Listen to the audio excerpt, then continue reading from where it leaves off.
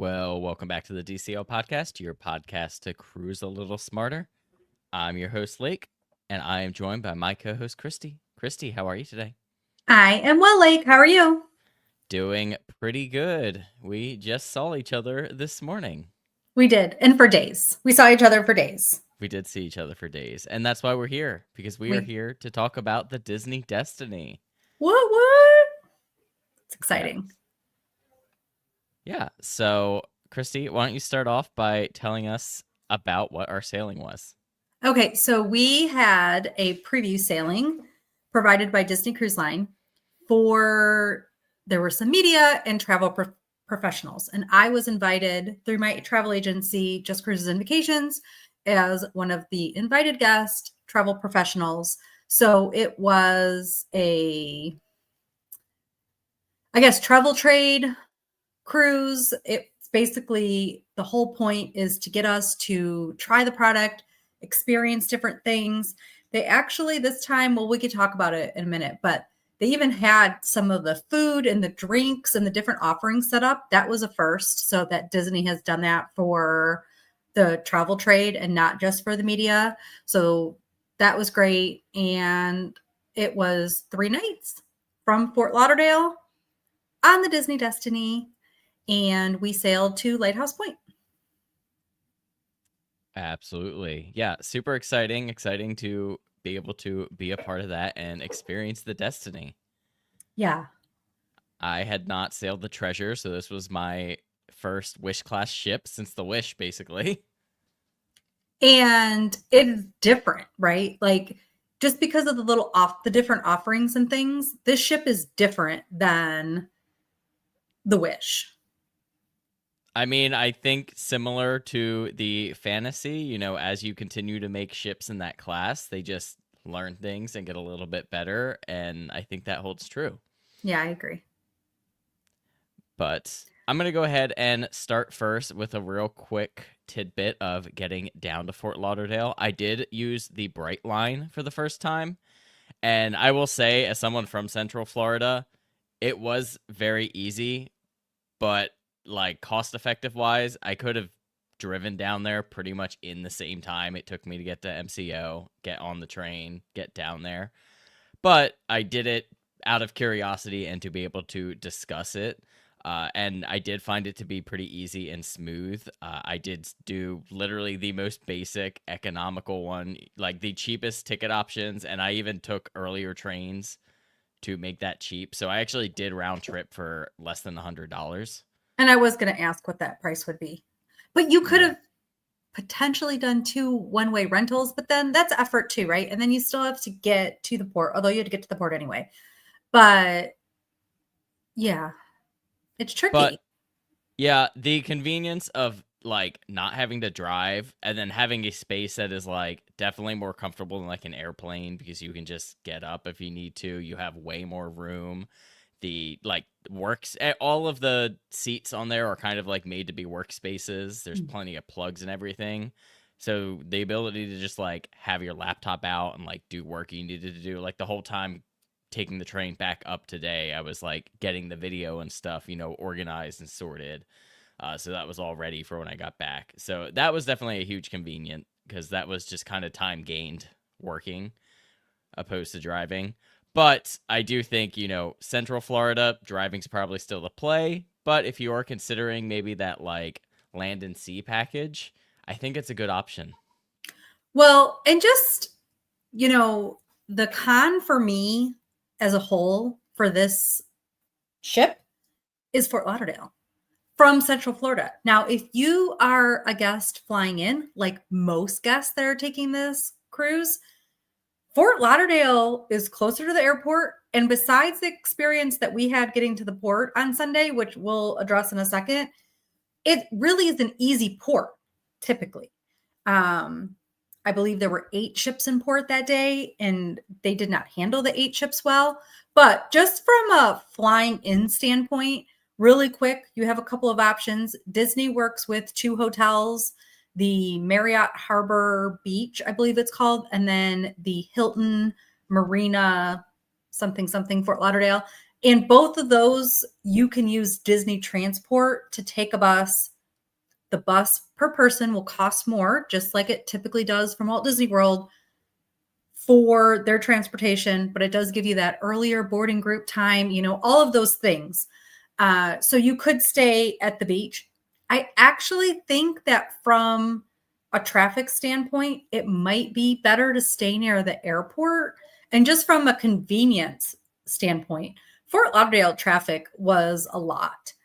And it was a lot both the morning of that was ridiculous, the morning of the cruise. And then it was a lot even leaving, and it was a lot arriving into that location because it's further in than just going to the airport.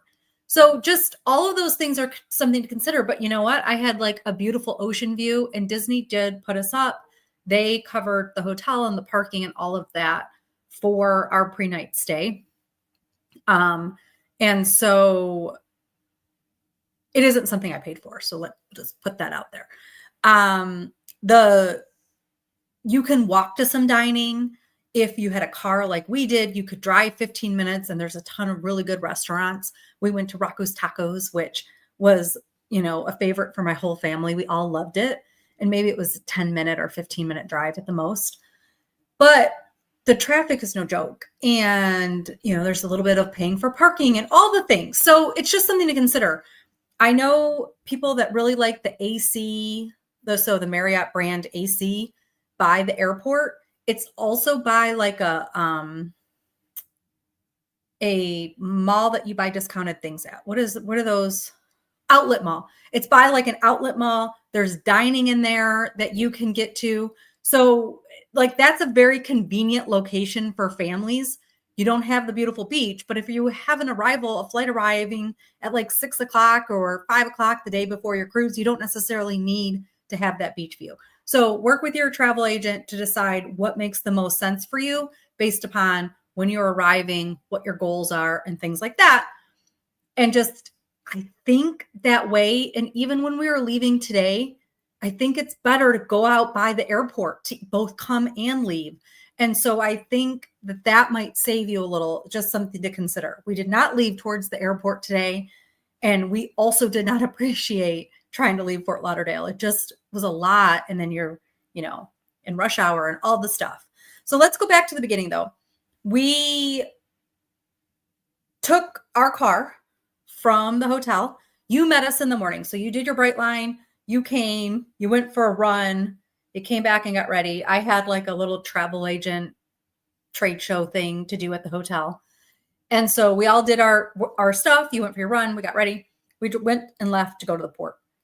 And then what should take 15 minutes took like an hour and 15 minutes maybe.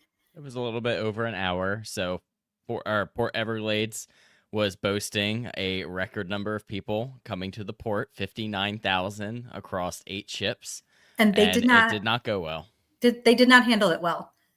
And like, even in terms of, you could also sense, because Disney had only sailed out of here. This was only the second time it was sailing out of Fort Lauderdale for this ship.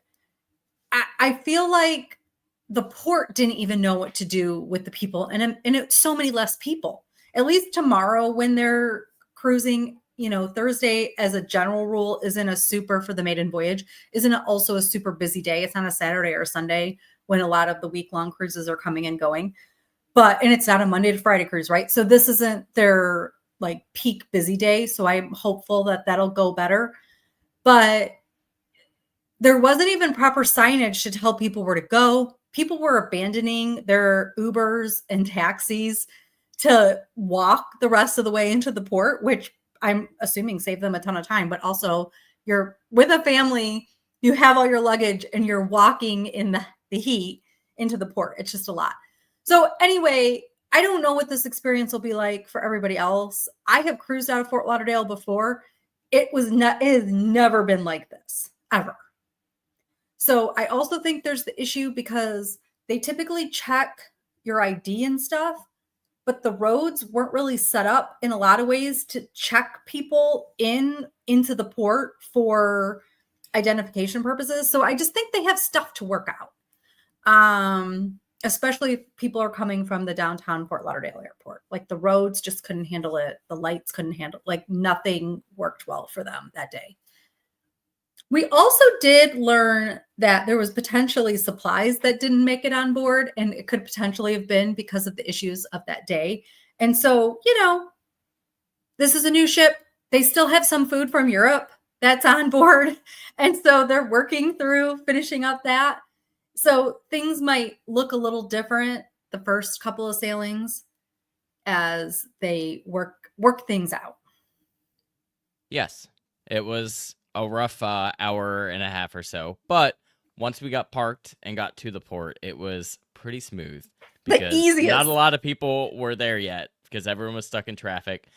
Getting through. This was my first time seeing the newly renovated Disney terminal, and I thought it was nice. I mean, it's not quite to the level of Port Canaveral, but it is a pretty large space, which I thought was good. It had a little bit of the Christmas decorations up, and most importantly, it was smooth.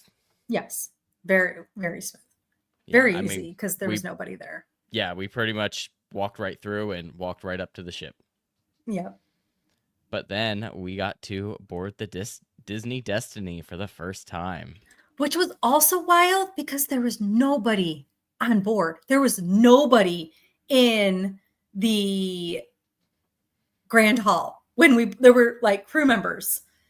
They were like, "Do you want us to cheer you on?" We were kind of like, "No, maybe." So, yeah, they did. We didn't do the name, but they did still clap for us and everything. They did. But I will say, I think, Christy, you were maybe less excited about this atrium. And I thought walking into this atrium was stunning. I think it exceeded my expectations, which as a whole, the cruise in this ship, remember, I'm not a Marvel girl. Never seen a Marvel movie. Don't know that I'll ever see a Marvel movie. The only Marvel movies I've ever seen was the Lego Marvel that they made, that Blake has watched 100 of times. That is it. So I know some of the characters because of the little Lego figures that and what they did in the Lego movie. But talk more about what your impressions were. Yeah, I mean, I will say the lobby statue itself, Black Panther, I think kind of falls to shadow being that black statue. It's not quite as prevalent in there because it is kind of moved towards the stairs, and some of that area has changed a little bit to add more floor space, which is good.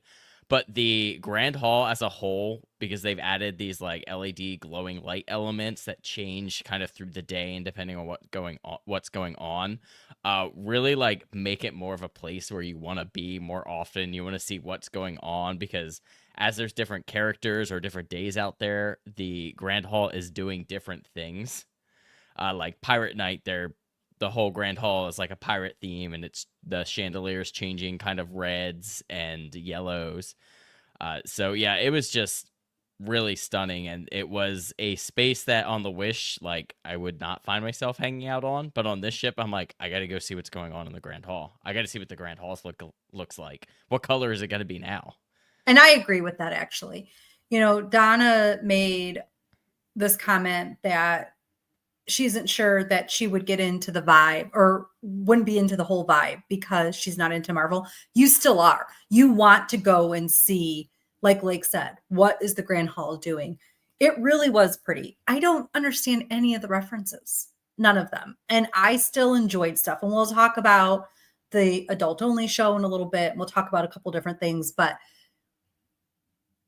I am looking forward to going on the ship again. And we have some listeners that are cruising over a holiday next year, and they wanted us to go with them.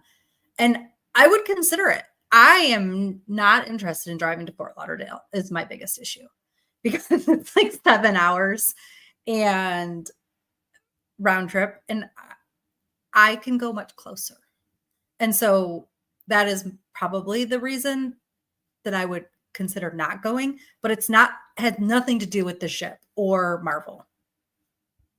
Well, speaking of that, we should also mention if you want to sail the Destiny with us, you can join us this July 18th to the 23rd for a 5-night sailing for our DCL podcast cruise. We are booked. A lot of friends of MouseGen are also booked and coming along. So there is a good group of us. Someone else pretty exciting was just messaging me about potentially talking about booking, so that could be Yay. cool. Yeah, so you can join. And if you're team non-Marvel, we can be team non-Marvel together because I'm still not going to see any Marvel movies by then. And Although maybe I'd be inclined to see something with Loki, which we'll talk about just so I can understand him more. But no, I'm probably still not doing that.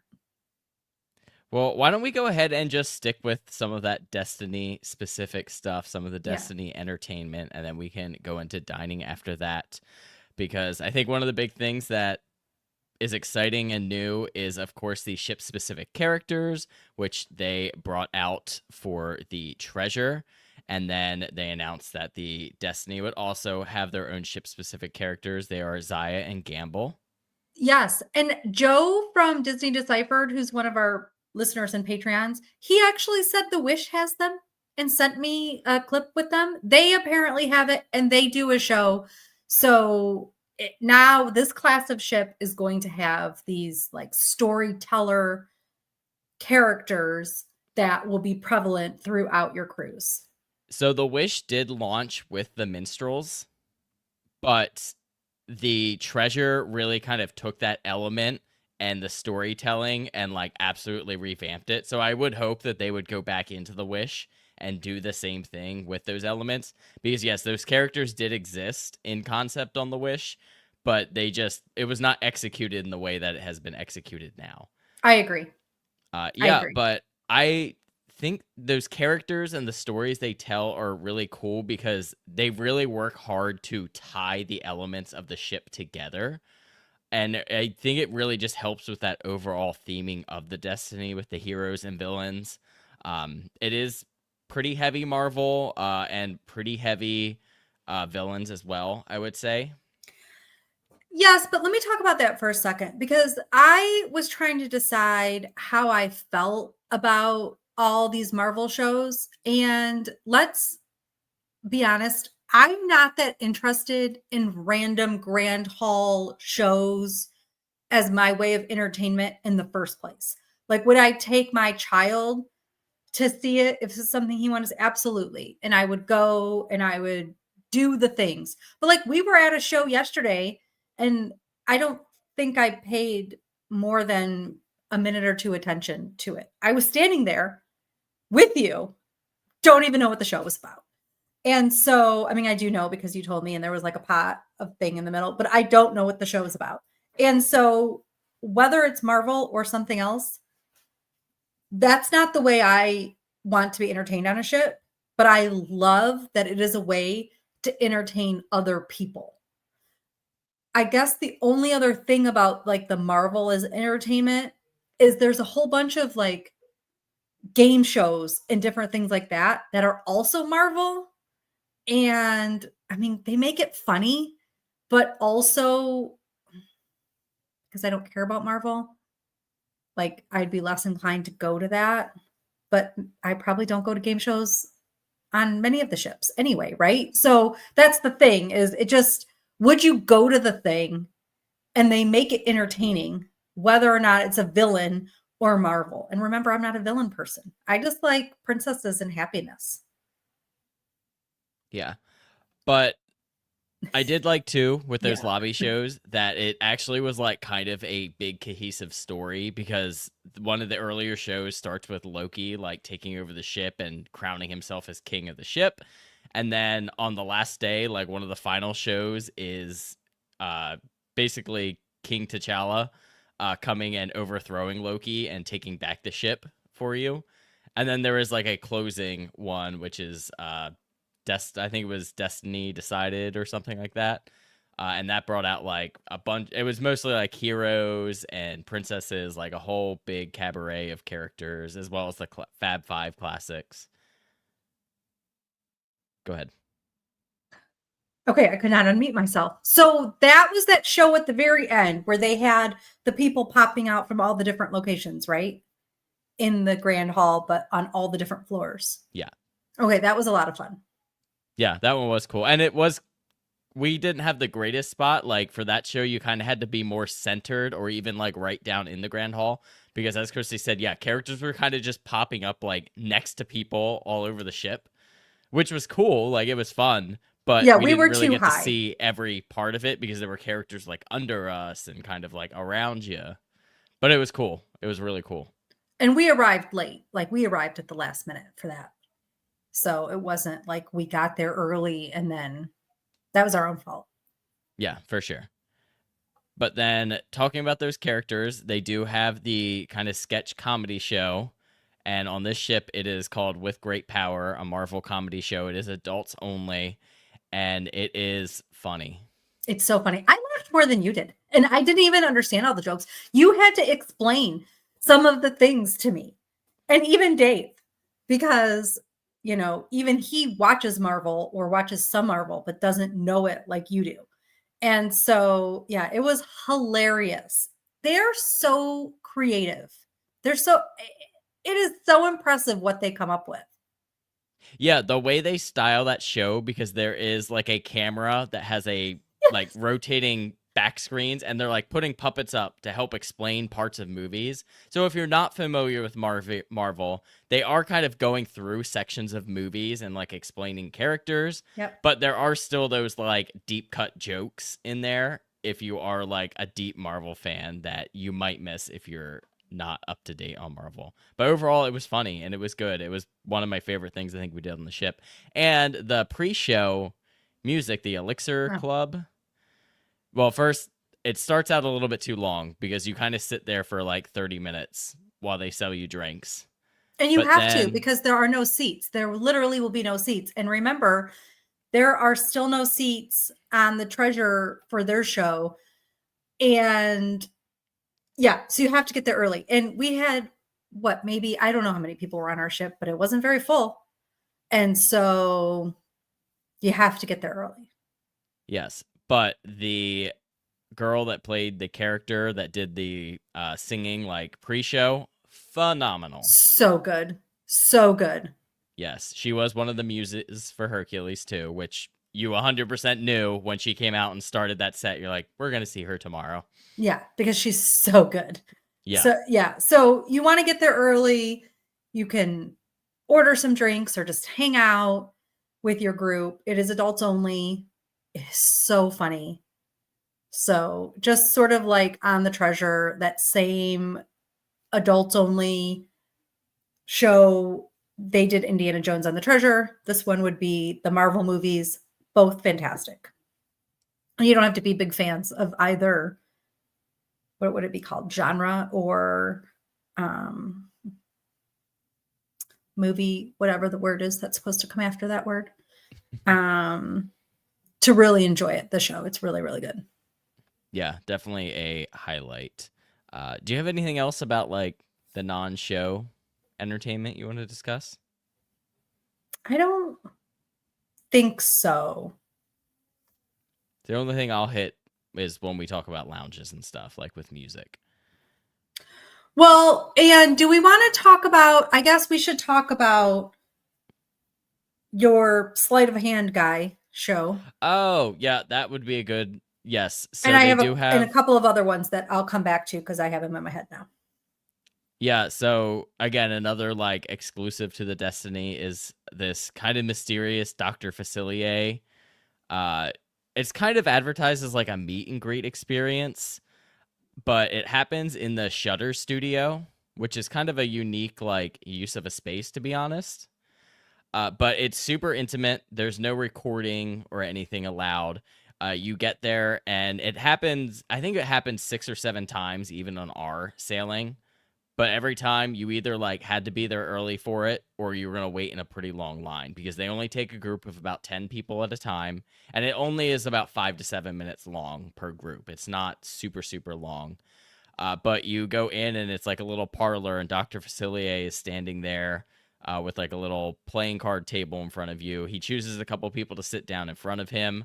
And he basically does like some sleight of hand style optical illusion tricks for you. And it was super cool. It was like one trick basically that they have time for. But the fact that like you have this character, like, as the character doing this and then pulling off that sort of magic and also doing like a little bit of crowd work, like he was funny, but also in character, like it was really cool. It was really unique. Like one of those, you'll only find this on Disney Cruise Line type of things. Yeah. Yeah. I'll be curious if that keeps going. I mean, it's great. And the people were really lined up for it. But it's short. I don't know. I guess I'm good for Disney. Good for Disney for coming up with stuff, I guess. That is the bottom line. I am always happy if there's more things for them to offer for people to do on a ship. So Cruella was another one of the sort of ship entertainment moments. This one we never really got to do the full event with or really any of it unless you caught, because there's a part that occurs in DeVille's and then there's a part that occurs in the Grand Hall.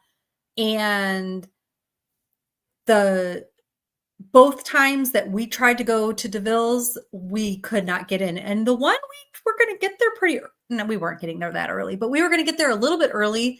And still, there was no seating in there. And so we never got to see that. So that'll be something we'll get to do. And we'll arrive early for in July. We'll have more time, which will be great as well. But that's another one of those shows that are just, Disney created specifically for the ship, which I love. Me too. Yeah. So many cool like character interactions on this ship. I mean, always like with Disney Cruise Line, that's consistent. We waited for Superhero Minnie, and she totally like brought it. She's like so super cute. peppy and in character. Yes. Well, of course, she's a superhero. And Lake, this is the show that Lake was in the Grand Hall for. He was watching the one with the Tiana's pot. And that's the show that I was standing there, but didn't actually pay attention to at all. And except I liked it when the chandelier changed colors. But we were first in line. Yep. And I watched that show from Lake line. Aside. Yes. She did. Yes. I did. And it was just, it was so great. I love Minnie. Superhero Minnie is even better. It was a great character interaction. Yeah. I mean, just like any other ship, like in the lobby or the Grand Hall on those floors, there was always like 3, 4, 5 characters. Dave and I were talking about this, though. There were a lot of roaming characters on the sailing, but I don't think there were a lot of actual photograph opportunities for characters. But I think that just had to do with the media element of the cruise, because these characters were needed in different places. So, yeah. And when they have those special shows, those characters do stay out and meet people, but it is not as organized as like a typical meet and greet. There's not a photo pass person available to them, but on multiple occasions, I've seen the character pretty much stay out there. I know they did the Maleficent one in Saga, and someone had went to it, met the character, and then passed by an hour later, and Maleficent was still there finishing meeting with the characters. And that was one of our listener questions too, was did she meet after? And so it appears as though that she is doing that. And somebody else confirmed that too. Felt like Black Panther did the same thing. Like, even though that Grand Hall was packed with people, like he was really trying to, at least shake hands and work and interact with everyone he could for a while. And Loki with his smoldering eyes.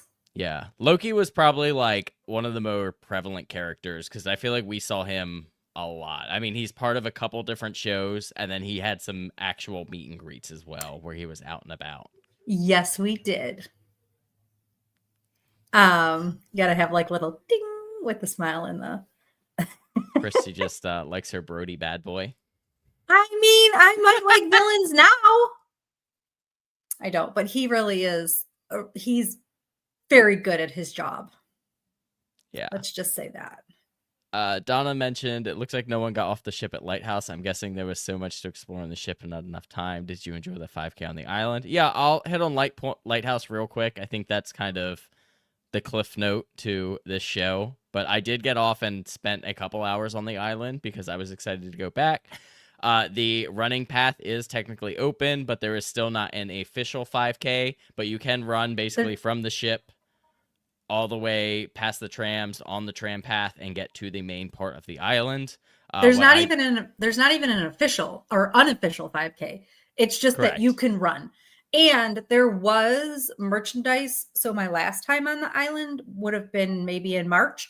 There was 5K merch then, and there is none now. So who knows too if they'll be bringing it back. The cast members, or the crew rather, did say you always stay to the left of the yellow line. So like when you're towards the tram, when you're at the tram stop, you'll see a yellow line where you would stand behind to board the tram. You just follow that all the way to the beach and you stay to the left of that. Or if you're coming back to the right of it, I suppose. But it wasn't quite 3 miles. Well, that it was exactly 3 miles, but it was not 3.1. No, If that's you go from the ship from the to ship. the island and then back all the way to the ship. The Yes. actual like tram stop to where you get to the other side is about a mile. It is hilly too. So if you didn't listen to snippets that we did for Patreon and you want to know about the 5K for your own self, I mean, it's not like you're not climbing a mountain, but it's not flat. And so keep that in mind. There's water at the tram stop, and there's water halfway to the pier, like the exact halfway point on the pier, there's water. So I had actually brought a water bottle. I filled it up at that halfway point, and then I had it for the rest of the run. But I ran to and from the ship. So in the lake, and I did a nature trail, which we'll talk about in a second. And then we took a picture with Donald. We learned some things about eating allergies at Lighthouse. And I'll just say that really quick too. If you have an allergy and you are eating at Lighthouse Point, you can now eat at either True 2 1 or True 2 2, which is a change. So I guess it's not really True 2 1, it's just True 2. And you just let your dining team know where you're going to eat. And if our team go to the right, like we are, you are going to eat at True 2. True. I can't ever say it, but you eat at the first one, not at the second one. And that's where like the kids club is. That's closer, in my opinion, to the kids splash pad as well. That's closer to that cultural center. So isn't it right? It's not the cultural center that's there. It's where they do the crafts. It's like the play pavilion. So Correct. It's closer to all, and it's close to like the right, the part of the beach where you go to the right and there's nobody over there. And yeah, so you now will just tell your serving team, which is great. And then we went, I don't think there's anything else related to the run, right? No, not really. We went and did the nature trail because neither of us had done that. Super serene, super cool. It is not like a super like well-maintained manicured path. I mean, it wasn't like treacherous or anything, but you're not going to push a stroller on it. It's a little rocky and unstable. But super cool to go out there, again, see the original lighthouse. They do have some like signs pointing out different nature and, the significance of the lighthouse. So that was super cool as well. There was a water station every 0.1 miles also because we were timing it. The whole nature trail is only 0.6 miles. So it's like 0.3 to get there and to get back. There is a path you can take when you're coming back. If you sort of go to the left and up a little hill, it's very little. It's like a slight incline. Then that particular way you get more views of the ship. And so that's a nice view as well. Just as something different. But it was really nice. It's very hot. It is not shaded, much like the 5K quote unquote course, not a lick of shade. So especially during the warmer months, it's something to keep in mind. For us, it was very pleasant. Yeah, it was a lovely day. And again, bringing it back to what Donna asked, yeah, not a lot of people got off the ship and made it over there. I hung out for a little bit and, did the water. I was like literally the only one for like 200 yards either side in the water. Like, no one was there. Where I left my bags, I was the only set of towels there in the whole section. It was a very empty day. Getting food, I just walked up to whatever I wanted. And it was a lovely day to kind of round out the things I was missing from my lighthouse experiences previously. Yeah. And my family did not. Oh, Lake is leaving. He's I switching keep us hitting the wrong around. button. My family did not get off the ship that day. They actually did room tours because they had room tours set up for people. So they did a whole bunch of room tours. And then later in the afternoon, I think Lake fell asleep on a cushion, and we did the tours of the suites so that were available for viewing. So that was fun. Yeah. Well, do we want to go ahead and focus back on the Destiny and move into dining? Yes. Yeah. So I think we really just have one big dining to talk about. Yeah, let's talk about really quick the other two restaurants. So we have 1923. It's basically the same as the menu on the Wish. So if you were at 1923, it's also the night one menu for the Treasure. So if you're familiar with those, that's going to be your menu for 1923. Then we have the Marvel restaurant. Marvel is the night two Rocket and who's with Rocket? Rocket and Groot. The Groot show from the Treasure. So the night two show, but it has the night one menu. So it has the Marvel or the Marvel restaurant on the Wish or the night one menu for that restaurant. So you can keep that in mind for your dining needs. And then we have the entertainment restaurant, which is the Lion King or the Pride Lands Feast of the Lion King. Oh my gosh. I went into this ship knowing that I was going to be very interested in Pride Lands and very interested in Hercules. And my expectations were met at both of those. And I was very happy I could go to that restaurant and have that entertainment night, like cruise over cruise. I could do that. If I could get myself to Fort Lauderdale a little easier, that would make that decision even better, right? It exceeded my it met.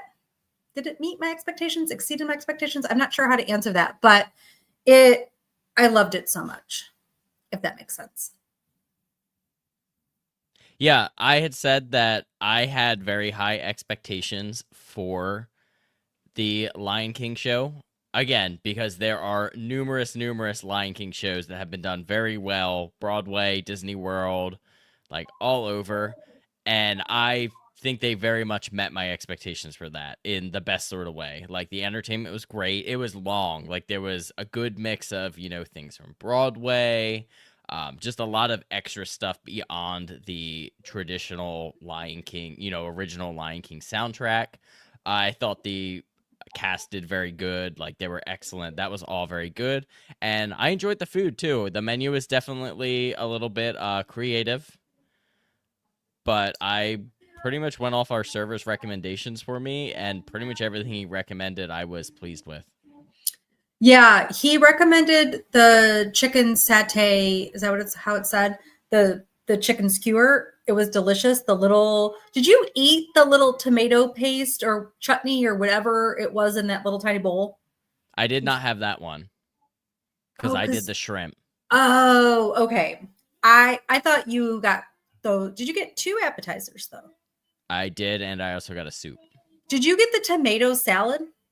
No, I got the fruit salad like you did. Oh, right. And that was fine. I wouldn't necessarily waste I guess we needed fruit because I feel like on this class of ship you don't get as much fruit opportunities. But the fruit was fine. I think we just liked it because it seemed unique, but I don't know. But when we had this travel agent thing where they take you into the restaurants and whatever, they set up a bunch of food. They gave us the tomato salad in there, which I apparently didn't order. Oh my gosh, the flavors were so good. I want to go back again just to get that tomato salad. So get the tomato salad. The chicken skewer was delicious. Such good flavors. I loved it. Dave actually tried it and just said it was okay, but Dave doesn't like flavors. And so he ate it, but he didn't like all the stuff because he doesn't like and he doesn't like tomatoes like that. So the kid menu is tricky. Everything is very unique on the kid menu, but what we need to remember and what our server sort of didn't remember also was that the kids, and they taught us this at our travel agent meeting, but that the kid menu every day has mac and cheese, hamburgers, cheese pizza, and chicken tenders. And so if your child would eat one of those things, then you don't have to worry about the unique menu. So you can always get that for your child. Because everything was just like a little bit weird, like pizza with a whole bunch of weird toppings on it. But now we know we can just get cheese pizza. Yeah, but overall, I enjoyed the meal. I had done the shrimp. It was kind of like a shrimp and whatever like their version of grits was, and that was pretty good. Again, I had the fruit salad, which was fine. The soup was fine, but then my main was the curry, and I thought that was very good. I had the lamb shank. My lamb shank was a little bit different than your lamb or than the regular. I think mine was the gluten-free version, and it was good. It was exactly as you'd expect. Dave enjoyed his prime rib that he had that day, and he didn't think there was anything unique on his plate about the prime rib, but it's probably good for him. He really did enjoy it. I'll admit I did not think that his was the most unique option on that menu. No. His was the red meat eater special.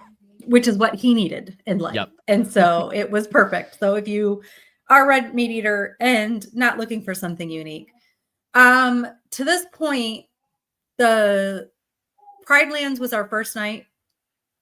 Our server, well, they told us that we should pre-order because I have celiac disease. I have to eat gluten-free. They did say they want you now to pre-order your first night's dinner in advance at lunch. And especially if you are going to that restaurant so that they have time to get the items prepared if you have a special dietary need or an allergy. And so to do that, you should go to, and this is going to be true for every ship, they said, you're going to sit down restaurant, talk to the head server and say that you would like to pre-order your first meal, your first night's dinner, so that they have those hours. In the past, they've always said they don't want us to pre-order. And it's good that now they're looking to change that. That'll make things a little bit more smooth. Don't understand why we have this intership messaging app that they use for notifications. And Right? They could very easily send that message on your embarkation day saying, hey, come to this location between these times so we can confirm your allergy and we'll take your order for tonight. And let's just make this smoother for everyone. Right? But instead, here we are telling everyone. Well, it's a good thing. Maybe we can stay in business because our non-business business, so that we can tell people. But right, like they could communicate with us. They make us all use this app. But it's just one of those, like, they have the technology. Why do we not? Exactly. So I would say there's still some growing pains for the restaurant and just something. It's new, right? And so new takes some time for people to get used to. They also didn't tell us in one of my meetings that there's 40% new crew on basically every ship.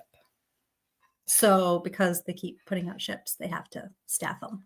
And so that they really work with them with training though, and for their service of excellence of their goals. And I do feel like the crew were still wonderful and engaging and all of the good things you want from a DCL crew.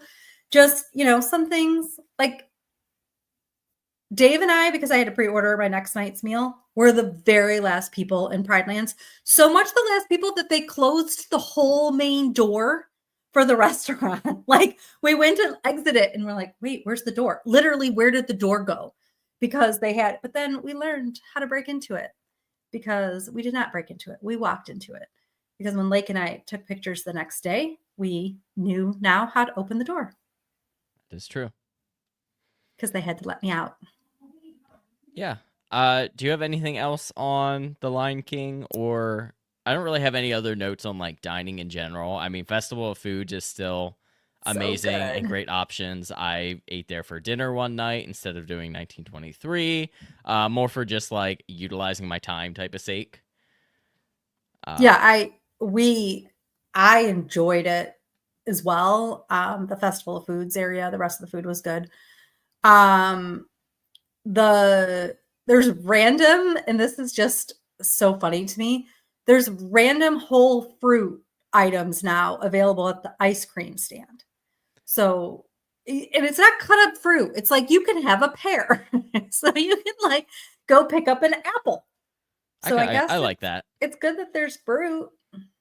I was wondering though if so that was open super, super early with all the radio stations that were up there. Do you think it's like just that for opened that? at like 5 a.m. or something? I don't know. I couldn't confirm or not. But yeah, they had like random extra stuff because they had pastries and stuff out there. And I think that was specifically for them.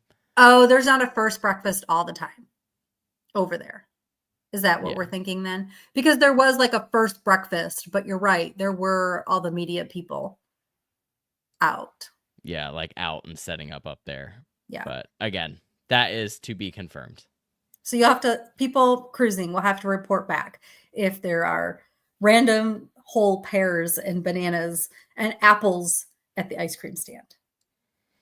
It's like, I do miss that from Festival of Foods though, versus the first 4 ships where you can get like a salad or a fruit bowl or things like that. Like I feel like you don't get as much roughage and fruits and vegetables on the Wish class ship. I suppose we could go into Marceline Market to get those things, but we didn't only do that. In the weird hours that Marceline Market is open. Exactly. Oh, which we did do for breakfast. We did. Every morning. And Lake, there is seating in the very back of Marceline Market where you can sit outside because we wondered and thought that there wasn't seating outside. I don't know if there's seating outside on the Wish. And I don't think I've ever made it that far back in that restaurant. Yes. So if you want to sit outside, you can still do that. Liz said they want us to get scurvy with no fruit. Also, we are live for everyone who is re-listening. I'm just going to shout out Austin Haynes said, love the DCL podcast and dropped a donation on our YouTube. Thank you very much, Austin. Do we want to move into shows or show, I should say? Yes, I did not know. I was like, wait, we're talking about this. We're doing a show. What do you mean? But yes, the live production show. Yes. We did not go see Seize the Adventure. I love Seize the Adventure, but there was too much to see on this 3-night cruise, so we did not see it. We also did not see Frozen, which is the other movie, the other theater production on this ship. I love Frozen, but also lots to do. I just swung in once to see which characters from Hercules were in the Frozen cast. And so that was the only, I spent 2 minutes in there. Again, same story. I did not see Seize or Frozen, but to Christy's point though, seeing Frozen, at least if you're sailing like in this inaugural season, might be worth it just because the casting is phenomenal right now on the ship. Yeah, the Destiny 1 entertainment cast is like, again, just sort of like the Treasure one, pick them up, throw them on Broadway, and I think they would work there. And so let's talk about the main event, Hercules. This one sold out, like every seat was taken, and I thought, or just about every seat, I thought it wouldn't be because there wasn't so many people on board, but people really did come to do the show. If you are going to go to it, I would consider going to the matinee. They should probably have a matinee, and then, or get there early, get there like a half hour early at least, especially if you want to sit in a seat that you want to pick. Let me just say one more thing. I walked in to Frozen because again, I wanted to see the cast. the back of the theater is very far away. So if you're on the main floor and you either arrive late and they're the only seats left. I love a good back of this row, back of the theater, so you can get in, you can get out. Like on the Magic, you can easily sit back there and watch Tangled or Rapunzel, whatever that show is called, and not have and see everything. On this class, it is far. So if you really want to see it, you need to get there earlier, and just remember the back row is really far away. But the show, I loved it. I thought it was pretty good. It is cut down to a straight 1 hour, so it is like boom, boom, boom. There is no time to breathe for anything, but it was good. The cast was good. There's kind of like an R&B infusion into some of the music, which I thought made it unique and like made it, kind of worthwhile to me. Like I liked that it was a little bit different in that aspect. Muses are still good. They're a little bit more diverse. There are some guy muses, which I think is fine. Like it worked. Oh, they were fantastic also. Yeah. And so Blake loved it. Dave loved it. So we all talked after the show and collectively as a foursome agreed that you lose a little bit because we all saw it at West End also over the summer. So it's different than that, but you lose a little bit of it because it's shorter. So, and they can't do all of the verses of the songs. It's just like, oh, we have to get it all in, but still very entertaining. I think Disney did a fantastic job. Yeah, I agree. I think they did a good job. Yeah, to that point, couple songs I think needed an extra moment or two to like really feel full and fleshed out. And they could have like taken a few hits away from the fight scenes. Like they didn't, they just kept going with it, and they could have given us a couple more minutes on some of those songs. Okay, yeah. Disney, listen to us for our feedback. They don't care. Yeah, I agree. It was good though. Like I enjoyed it. I don't know that it would be like my top DCL production show, but definitely worthwhile to see. Same. Moana is still number one for me. It is the best show that I've seen on a cruise ship and my favorite theater production, like this version of it. And this is good. It does not rise to that level for me. And I know yours is, you're going to say your favorite? Yeah, Aladdin and Beauty and the Beast are, I think, still my top two. I think Beauty and the Beast is like one of the most well-produced ones on the ships. And I think Aladdin is just super iconic. Yeah. Like, I think that was one of the earlier shows they brought on that they just, like, chef kiss got it right. And obviously that has held true because it is on many of the ships now. We were ranking... Were we together when we were ranking the ships, or was it just my family driving home when we were ranking like the different? So we were trying to decide like of the entertainment dining restaurants on the Wish class. Is it, Arendelle or Lion King or Coco? And Blake picked Coco as his favorite.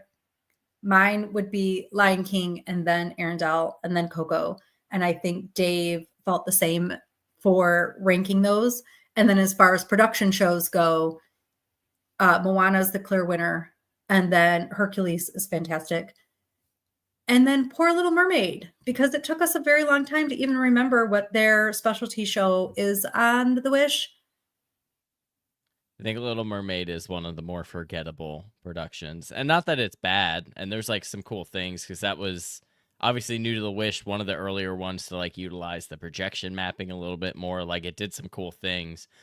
But again, seeing the improvement from this new Wish class, like every time we're just stepping it up a little bit. And it unfortunately leaves the Wish kind of in that dream situation of like, it's good, but it's not as good as.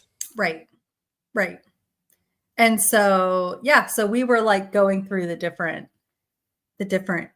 of that class to see how we felt, but I knew I'd love Lion King. I knew I'd love Hercules, and I did. And the thing for me that was surprising is I didn't dislike all of the Marvel and the villains.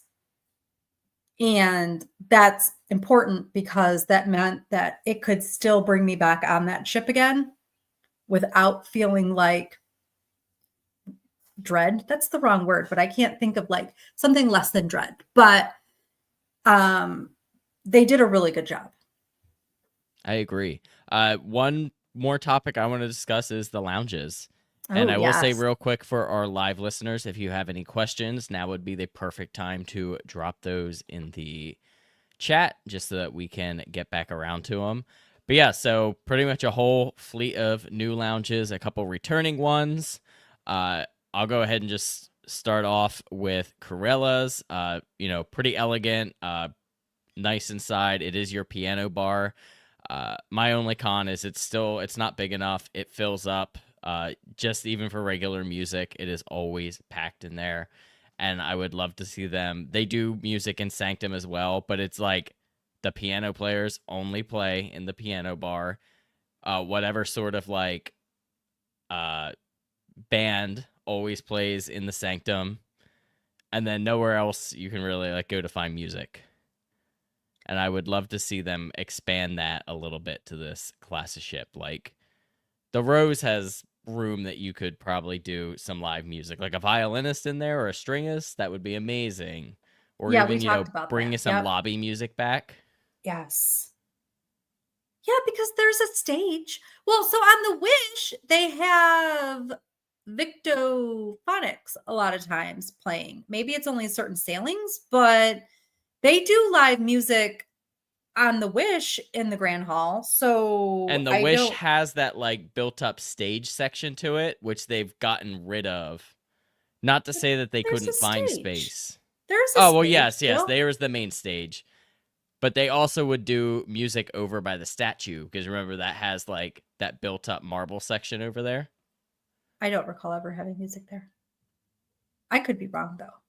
But they definitely have used the stage before for music, and they can easily do that again. But I don't care if they shove it in a corner, but we would like music. I agree. More music. More 'Cause that music. is always one of my Sanctum favorite parts. Sanctum doesn't, I'm sorry, I got so like ADD today. Sanctum doesn't make a lot of sense to me. So, but also, Marvel. I like the treasure. I like the space on the other two ships better.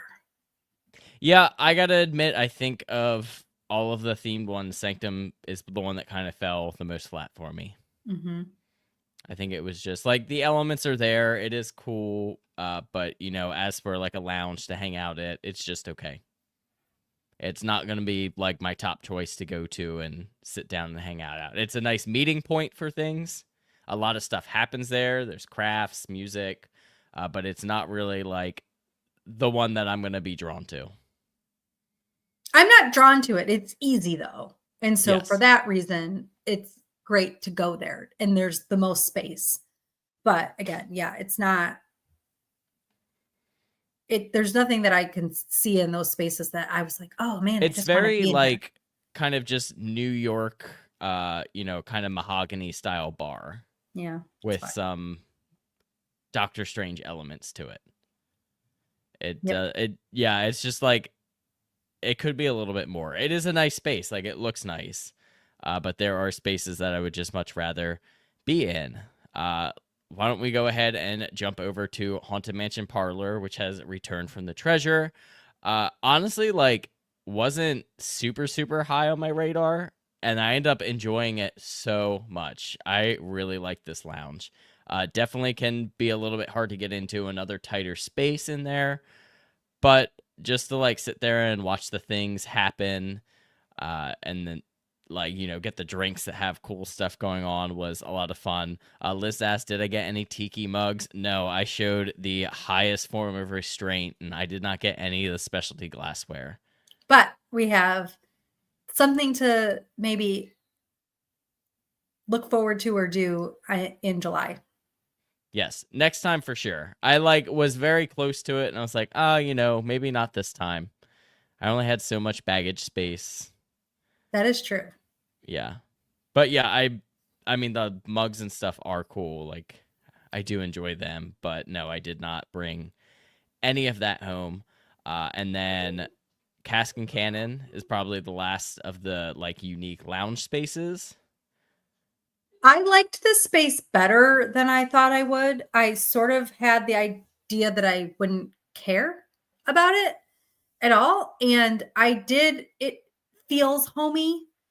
It feels like your pub, I got, your regular pub, that the vibe that the other ones all had, but it has the little tiny elements if you want it, like the forgotten chess table and random things like that. So it has that theming element, but it also is a cozy pub. Yeah, I enjoyed it. It is the space I wish I would have spent more time in, but it's also the space that like not a lot when the bar is open is going on because it is also the sports lounge. So it's where people are going to watch sports. And then on top of that, they didn't have, well, the whole ship did not have like any of their specialty beers. I was Right. like 0 for 4 or 5 on ordering specialty beers, but that is like the beer and rum bar. And I was like, okay. I was like, do you have this? We don't have that.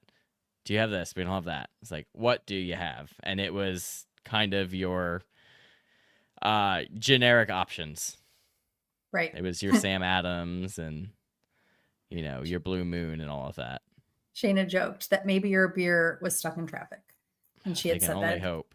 beginning of the show, and now at the end of the show it works to bring it in. But yeah, I think part of it too is that lounge is super crowded during these preview cruises because the workers that are still launching the ship and doing the working on all the lighting, like the people that aren't going to stay on board but are there to launch the ship, that's where they go in the evening. And then you had a bunch of media people there as well that, again, they did their work and then they want to go and have a beer. So that space was jammed. And on my previous 2 previous cruises, that space was always jammed, and it was always people like having their after work beer in the evening. And so, yeah, I think will still be popular, but I don't think it'll be to the level of packed that it was every evening because of who was on board. Yeah, definitely a space to go back and explore. I didn't even like get to the rum menu because we were in there last night and it was like absolutely crazy packed, but there were sports games going on and all of that. Like, and it's also one of the few places you can get food late at night as well. So if you're hungry, you pretty much have to go there to pay extra for some meals. Not if you're gluten-free, though. They Nothing weren't that available. interested in having anything gluten-free there. So, and it's, a very small kitchen, and who knows if that'll change in the future, but something to keep in mind. There is a bunch of plant-based options, but they're prepared in like the same fryer if it's a fry, so things to keep in mind.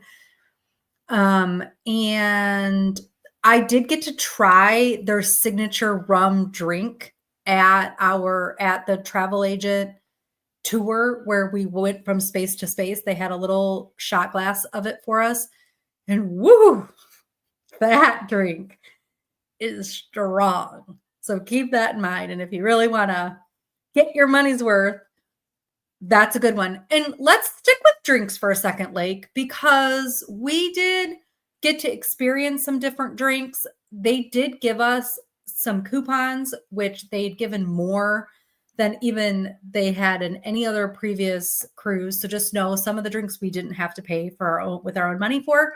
But even some of the drinks we did pay for with our own money, they have a ton of unique in each of the bar spaces. Well, Roses. Well, I guess they still have that unique drink up there. We didn't really go up there. We didn't experience any of the drinks there this time.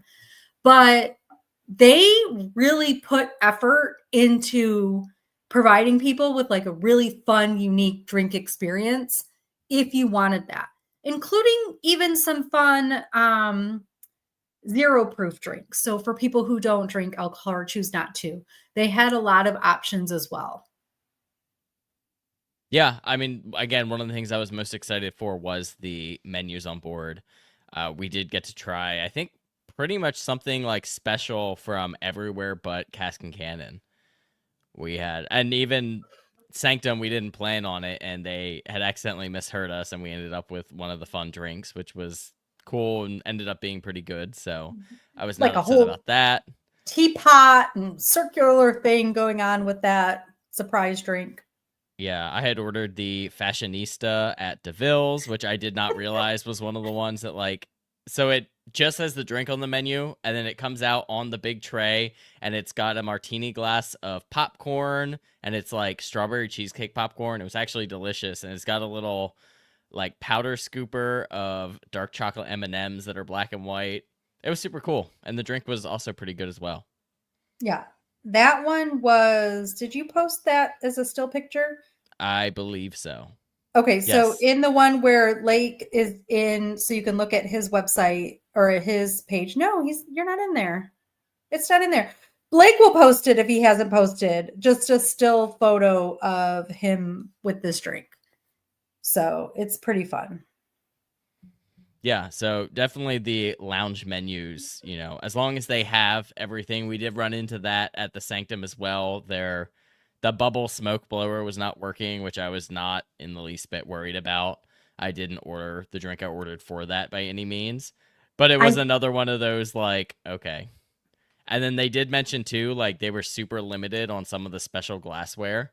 So they mhm. were very much like, oh, you might have to wait on that for some things, or like if you finished up, they had to like take that stuff and turn it because And they this could is only. a preview cruise without all the people and without things that have already broken. But, you know, Or that's what gone happens. missing. Yeah. Yeah. To that end, about about the barware, our listener Liz had made a reel for the different, because Disney had posted a while back all the different drinks in the unique places. So she actually found copycats of all of most of the most interesting barware.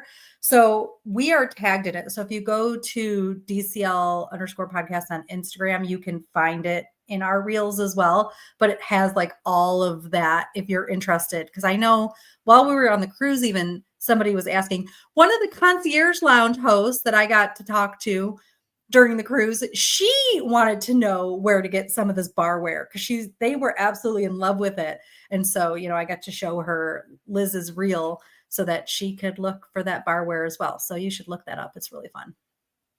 Yeah, that was a really cool post, actually. Yeah. Christy, anything else from around the Destiny that you want to discuss? I mean, we really focused in on, you know, pretty much the new and shiny. There are, you know, all of your same Wish classics. I will say people had asked about the rose. The setup is the same in the rose, and I think that gold rose is kind of tacky, to be honest. Yeah. Yeah. It's and even the backsplash I think is less interesting than on the Wish. Oh, the artwork. We should talk about the artwork for just a second. So there is a lot of very interesting, loud and bright Marvel artwork throughout the ship. Marvel/villains, even the one set of elevators. And I think the way they described it is that would be the villain's elevator, and the carpet in front of it was, what's that dragon that's on the carpet? Isn't there a dragon on the Maleficent? carpet? Yeah. So like that's the carpet outside the elevator. And then they have all the villain faces. But then they have Minnie Mouse in the elevator, like announcing the floors. And is it because she's fighting the villains? Maybe. And then on the aft of the ship, that is the aft, right? Yeah, the aft, they have Mickey and Sorcerer Mickey. And is that Fantasmic Mickey? Which Mickey is it? That's Sorcerer Mickey, yeah. Sorcerer Mickey. Okay. And they have Mickey Mouse in the elevator. And this is like the more heroes elevator bank. And so that is just a difference. Little things like the carpet is still super unique. The light fixtures are still super unique. There's some really gorgeous pieces of art that are even the cutout papers. And they've had this throughout all of the different ships. And so they have it for this set of this ship as well. Just stunning. Nicholas Smith, who's one of our favorite artists, Nova raved about him as well. He did the Cindy's, he did the Jasmine through the years, and now he did what is the thing that he did? The Marvel picture. He did the Black Panther Yes. one. And so big, huge Black Panther, over 3 panels art piece that's actually just absolutely stunning. And so you'll find really good artwork still throughout the ship.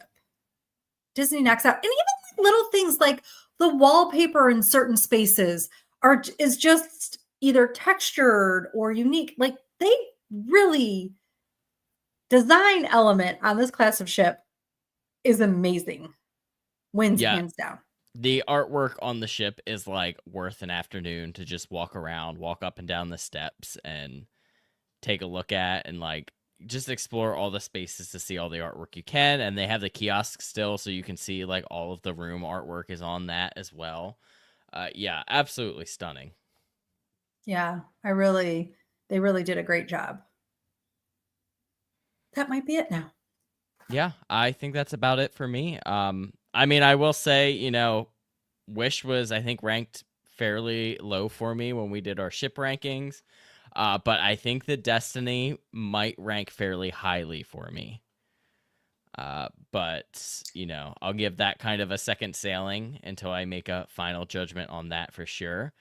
But I was really impressed with the Destiny. I really liked it. I enjoyed it, I think, more than the Wish. Again, not that I didn't dislike the Wish, but the theming resonates with me more than the Wish does for sure. And I do think we're seeing those improvements from the Wish coming through as well. And that's what I think is like these little tiny changes and little tiny improvements is what Disney is doing with the additional shows and some interaction and things like that. This ship ranks high in the Wish class for me as well, purely for, you know, Lion King and Hercules and some reasons like that. My biggest issue with it, honestly, has nothing to do with Marvel or villains, which you would think it would have I'd have a higher issue with, but it's just its location. So, and you know, that's not necessarily a deal breaker for me. We have these ships, they have to go places, and Fort Lauderdale is really incentivizing cruise lines to come and sail new ships out of there. So absolutely. And it's great for, like we've already discussed at the beginning of the show, it's great for people traveling to this ship. So you all are going to have a great experience. The port will work itself out. There shouldn't be too many occurrences of, hopefully, of 8 ships in port or something at a time. And they'll figure it out. I know they've had some passenger count issues on occasion, and I think that they'll work it out. They'll figure it out. yeah, we just have one more question from Scott. For the preview cruise, were they understaffed or underpassengered? Technically not understaffed, but we probably weren't seeing all of the staff all at once, because I'm sure they were off doing other things. And yes, there were less passengers, but there was also less things operating at once. Like, all of the restaurants were not operating as regular rotational dining. And then most of the days, a lot of spaces were closed because media is filming, like actual, you know, televised television stuff is going on. The radio stations take up a pretty big, significant part of the deck space. So there is space being filled or closed for other things. And resources, because they have the resources that need to go to those spaces and things as well, which I think is part of like why there weren't regular character meet and greets throughout the day in the spaces. And even like the children's spaces, they were filming promo videos and then the different media people coming in to film. So they would have a lot more open house hours than they typically would. And this is just how it works with the preview cruise. Yeah.